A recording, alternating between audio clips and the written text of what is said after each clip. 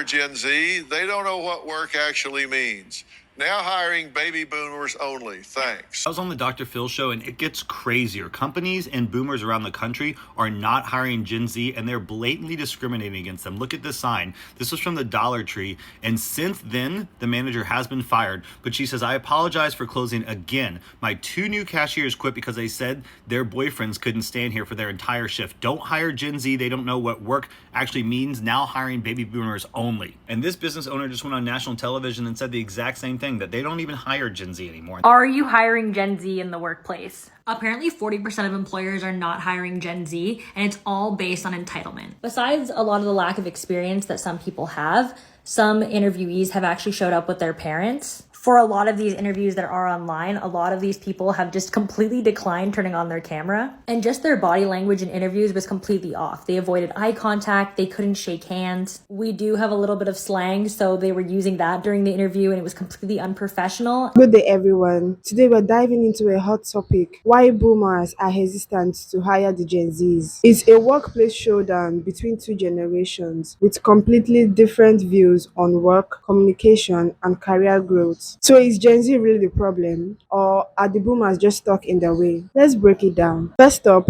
work ethic. Boomers grew up in a culture where hard work meant long hours, climbing the corporate ladder, and staying loyal to one company for decades. For them, working late wasn't just expected, it was a badge of honor. The Gen Zs, they're all about working smarter, not harder. They prioritize efficiency. To boomers, this can look like laziness, but to the Gen Zs, it's all about avoiding burnout. Let's take a look at this video. A recent study shows boomer bosses are scared to hire Gen Z workers, and it all comes down to their work ethic. In a recent TikTok, real estate investor Stephen Clark said Gen Z is changing corporate culture probably forever, and it is freaking out their boomer bosses. So what are the scary things Gen Z employees are introducing to the workplace? Additional break times, snack stations, nap rooms in the office, reduced hours, total anarchy! But boomers are pushing back against this fight for a better work-life balance. Return to office mandates, anyone? A report by the Freedom Economy Index found 68% of boomer small business owners said Gen Z were the least reliable employees around. And another 62% said Gen Z was most likely to create division and toxicity in the office. Some boomer bosses are said to even be afraid that Gen Z workers will sue them over their grueling working conditions, which is really telling on themselves more than anything. The thing is, though, we've been through these kinds of upheavals before. In the 19th century, manufacturing workers, including children, were expected to work 6-day, 100-hour weeks, until labor unions and activist groups began to intervene. By 1926, Henry Ford had implemented the labor movement's idea of a 40-hour work week with no cuts to pay, after finding that a longer work week of 48 hours didn't improve productivity. The way things change is by people questioning working conditions and their practicality. And many, not just Gen Zers, are finding that the 9-to-5 schedule doesn't cut it anymore. A survey by WorkLife found that 45% of workers only work half of their 8-hour shifts anyway, because working just 4 hours straight is enough for the average person to lose focus and for burnout to begin setting in. It may just be time for us to once again reconsider our working habits. These changes were bound to happen eventually. Gen Z is just the generation getting the ball rolling.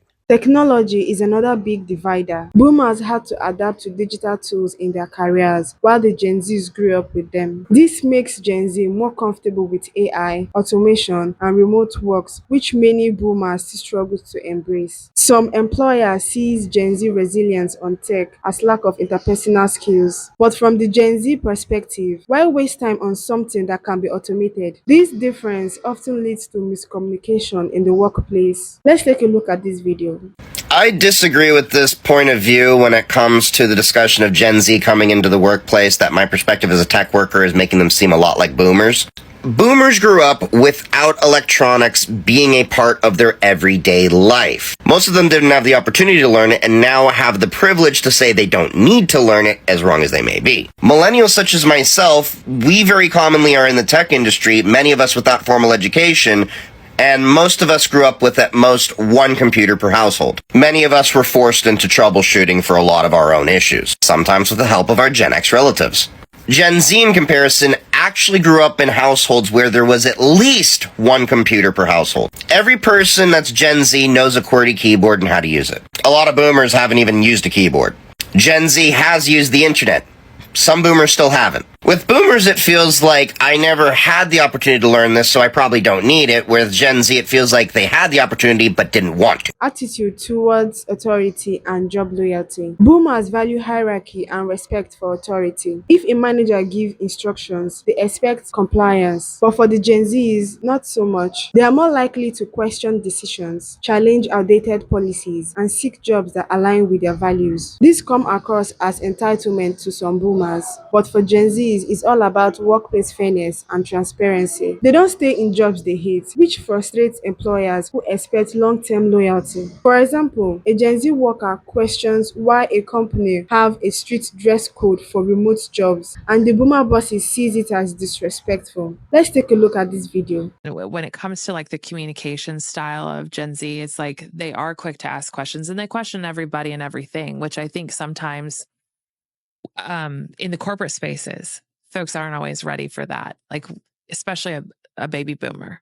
You know, why are these youngsters coming in here questioning everything that we're doing about the business? Depending on who you ask, Gen Zers are either visionaries who've seen our punishing economy and work culture for what they are and are trying to change it, or lazy and entitled and impossible to work with. But future of work expert Raveen Jasuthasan says it's actually far simpler than all that. At the recent World Economic Forum, Jasuthasan said that Gen Z is simply choosing to work to live rather than live to work, because of what he calls a legacy of broken promises. He told Business Insider that Gen Z's attitude toward work are so staggeringly different in part because of all the struggles they faced, from unprecedented financial insecurity to the disruptions of the pandemic. But the crucial factor at play? They've clocked that their dark financial and economic present will almost certainly not give way to a brighter future. Because the good old days of working hard, being fairly rewarded, and then enjoying a comfortable retirement are very obviously over. And they're watching the way millennials are being economically crushed. Most leaders in the business world have met Gen Z's attitude with ire and pushback, but Jasuthasan says they're barking up the wrong tree, and that business leaders are going to have to learn to adjust to Gen Z's different attitude because it's very unlikely to change. Gen Z is keenly aware that all those broken promises add up to a completely insecure future, which has made them incredibly present-focused in ways that are not negotiable. And he says business leaders are going to have to put aside their one-size-fits-all approaches to compensation and management, like all those sweeping return-to-office mandates, for example, and take a more individualized approach that allow workers to pick and choose from what Jasuthasan called a portfolio of rewards that speak to their individual needs. The bottom line? Eventually, Gen Z will be the bulk of the workforce. So unless our jobs are going to go back to the relative fairness and security that used to be the order of the day, business leaders are going to have to adopt Gen Z's approach to work, not the other way around. The Gen Zs expect competitive pay, flexible hours, and mental health support, things the boomers often had to sacrifice. Some older employers see these expectations as unrealistic, but younger workers argue that fair pay and balance should be standard. This creates hiring hesitation, as some employers feel Gen Zs will demand too much and not be willing to work overtime or settle for low wages. And this leads to the boomers complaining that the Gen Zs doesn't want to work anymore. Let's take a look at this video.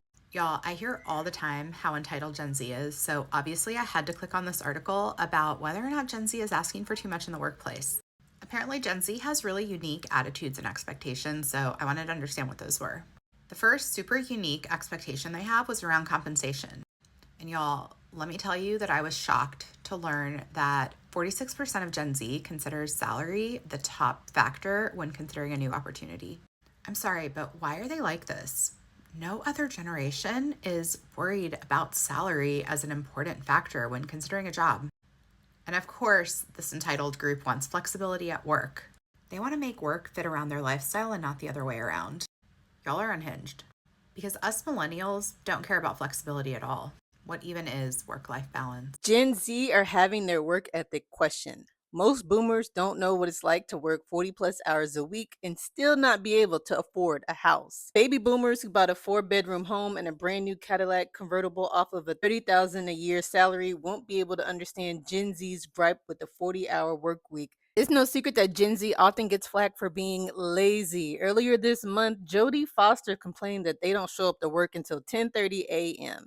Meanwhile, Whoopi Goldberg said the same thing. She said young people just don't bust their behinds quite like the older generation had to. Apparently, when 54-year-old comedian Rick Mercer joined in on the dogpiling, he started criticizing younger workers. In response to Mercer making fun of young people complaining about the 40-hour work week, 27-year-old Robbie Scott hit back with, that baby boomers don't know what it's like working hard only to get nothing in return. We need to stop expecting the same people who bought a 4-bedroom home, brand new Cadillac convertible off of a $30,000 a year salary to understand what it's like to be working 40 hours plus a week with a master's degree and still not be able to afford a 400 square foot studio apartment. Another big reason why boomers hesitate to hire Gen Zs is the communication style. Boomers are used to emails, scheduled meetings, and phone calls. And for the Gen Zs, they prefer quick Slack messages, voice notes, or just reacting to a message with an emoji. To an old hiring manager or the boomers, this can feel unprofessional. But to the Gen Zs, it's just being efficient. Why schedule for a 30 minutes meeting for something that can be solved with a 2-line email? Let's take a look at this video.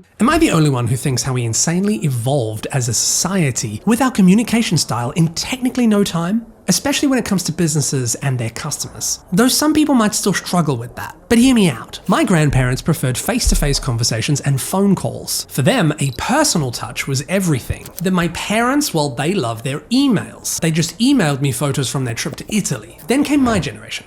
Texting is my go-to. Quick, convenient, and always connected, right? And now there's Gen Z, and they are all over Instagram and TikTok. At my company, I see these generational differences play out every day. I have to keep up with one client on email and another on text, while another expects an immediate response on social media. So the moral of the story is that if you're a business, make sure to always adapt to the new things and your different client demographics, and keeping up with the new technologies that might make it way easier for you. Okay, so one of my favorite workplace topics is actually generational differences in working styles. And so when I saw this in the Washington Post today, I felt it to be really relevant, especially to this app. So this article was titled, Gen Z Came to Slay, and their bosses don't know what that means. And basically this article went on to write the differences between Gen Z and boomers. And I am a millennial, so I fall between these two. So I found this article actually pretty funny.